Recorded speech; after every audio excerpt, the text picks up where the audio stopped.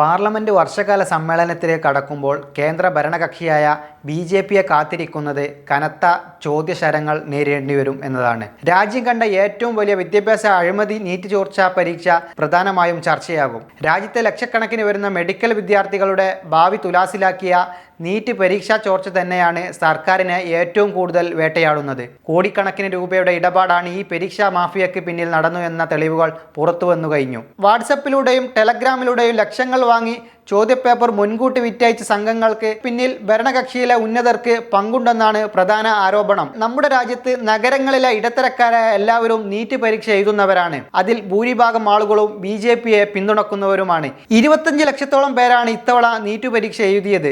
ഈ ചോദ്യപേപ്പർ ചോർച്ച ആരോപണത്തെ തുടർന്ന് 12 കുട്ടികളാണ് രാജ്യത്ത് ഇതുവരെ മരണപ്പെട്ടത്. അതുപോലെ CBSE പരീക്ഷ ചോദ്യപേപ്പർ അട്ടിമറിക്കപ്പെട്ട ആരോപണം പുറത്തു വന്നിട്ടുണ്ട്.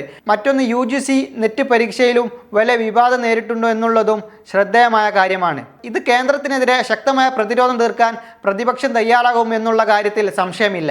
കോക്രോച്ച് ജനതാ പാർട്ടി എന്ന പാർട്ടി രൂപീകരിക്കുകയും ലക്ഷക്കണക്കിന് ആളുകൾ ഇതിനെ പിന്തുണക്കുകയും ഇപ്പോഴും ജന്തർ മന്ദിറിൽ കേന്ദ്രമന്ത്രി ധർമ്മേന്ദ്ര പ്രധാനെ രാജിവെക്കണമെന്നാവശ്യപ്പെട്ട് സമരം ചെയ്യുന്നതും ഇപ്പോൾ ശ്രദ്ധേയമായ കാര്യമാണ്. വിദ്യാഭ്യാസ മേഖലയെ കേന്ദ്ര സർക്കാർ കച്ചവടവൽക്കരിച്ചു എന്നും പരീക്ഷ നടത്തിപ്പിലെ സുതാര്യത പൂർണ്ണമായും തകർന്നു എന്നും പ്രതിപക്ഷം ആരോപിക്കുന്നു. കേവലം CBI അന്വേഷണം കൊണ്ട് മാത്രം ഇതിന്റെ പിന്നിലെ വമ്പൻ സ്രാവുകൾ പിടികൂടാൻ കഴിയില്ല. പാർലമെന്റിൽ വിദ്യാഭ്യാസ മന്ത്രിക്കെതിരെയും നാഷണൽ ടെസ്റ്റിംഗ് ഏജൻസിക്കെതിരെയും ശക്തമായ പ്രതിഷേധം ഉയർത്താൻ ഇന്ത്യ സഖ്യത്തിന്റെ തീരുമാനം. ലക്ഷക്കണക്കിന് യുവാക്കളുടെ ഭാവിയെക്കുറിച്ചുള്ള ഈ ചോദ്യത്തിന് കേന്ദ്രം സഭയിൽ മറുപടി നൽകേണ്ടി വരും. മറ്റൊന്നാണ് അയോധ്യയിലെ രാമക്ഷേത്ര സംഭാവന കൊള്ളയെ ബന്ധപ്പെട്ട് ഉയരുന്ന ചോദ്യം.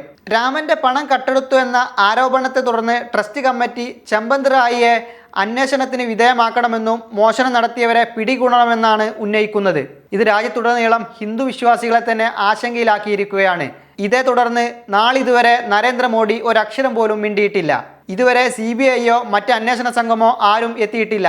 കാരണം സ്വന്തം കൂടാരത്തിൽ തന്നെയാണ് ഈ കളവ് നടന്നത് എന്നുള്ളത് സത്യമാണ്. നരേന്ദ്രമോദിയും അമിത്ഷായും പാർലമെന്റിൽ ഇതിന് മറുപടി നൽകുമോ എന്നുള്ളതും നാം കണ്ടറിയേണ്ടതുണ്ട്. അഴിമതിയില്ലാത്ത ഭരണം എന്നാണ് BJPയുടെ പ്രൊപ്പഗണ്ട. പക്ഷേ 2 മുഖ്യമന്ത്രിമാർ ഇപ്പോൾ പ്രതികളായിരിക്കുന്ന കാര്യവും ശ്രദ്ധേയമാണ്. മധ്യപ്രദേശ് മുഖ്യമന്ത്രി മോഹൻ യാദവ് ഉജ്ജയിനിൽ വലിയ ഭൂമി കുംഭകോണം നടത്തിയെന്ന ആരോപണവും മറ്റൊന്ന് അരുണാചൽ പ്രദേശ് മുഖ്യമന്ത്രി പ്രേം ഖണ്ഡു നിർമ്മാണ കരാറിൽ അഴിമതി ആരോപണത്തെ തുടർന്ന് അദ്ദേഹവും പ്രതിയായിരിക്കുകയാണ്. സുപ്രീം കോടതി തന്നെയാണ് ഇദ്ദേഹത്തിന് അന്വേഷണത്തിന് ഉത്തരവിട്ടത്. BJP ഭരിക്കുന്ന 2 പ്രധാന സംസ്ഥാനങ്ങളിലെ മുഖ്യമന്ത്രിമാർക്കെതിരെ ഉയർന്നുവരുന്ന ഭൂമി കുംഭകോണങ്ങളും വരും ദിവസങ്ങളിൽ സഭയെ പ്രകോപിപ്പിക്കും. ഉജ്ജയിനിലും മറ്റു ഭൂമി ഇടപാടുകളിൽ ബന്ധപ്പെട്ട് മധ്യപ്രദേശ് മുഖ്യമന്ത്രി മോഹൻ യാദവിനെ കോൺഗ്രസ് ശക്തമായ ആരോപണങ്ങളാണ് ഉന്നയിക്കുന്നത്. അധികാര ദുർവിനിയോഗം നടത്തിയും നിയമങ്ങൾ കാറ്റിൽ പറത്തിയും സ്വന്തക്കാർക്കും കോർപ്പറേറ്റുകൾക്കും ഭൂമി വഴിവിട്ടി നൽകിയ എന്നതാണ് ഉയർന്നുവരുന്ന കേസുകൾ. കേന്ദ്ര ഏജൻസികളെ ഉപയോഗിച്ച് പ്രതിപക്ഷത്തെ വേട്ടയാടുന്ന സർക്കാർ സ്വന്തം പാളയത്തിലെ മുഖ്യമന്ത്രിയുടെ അഴിമതി അന്വേഷിക്കാൻ തയ്യാറാകുമോ എന്ന ചോദ്യവും സഭയിൽ ശക്തമായി മുഴങ്ങും.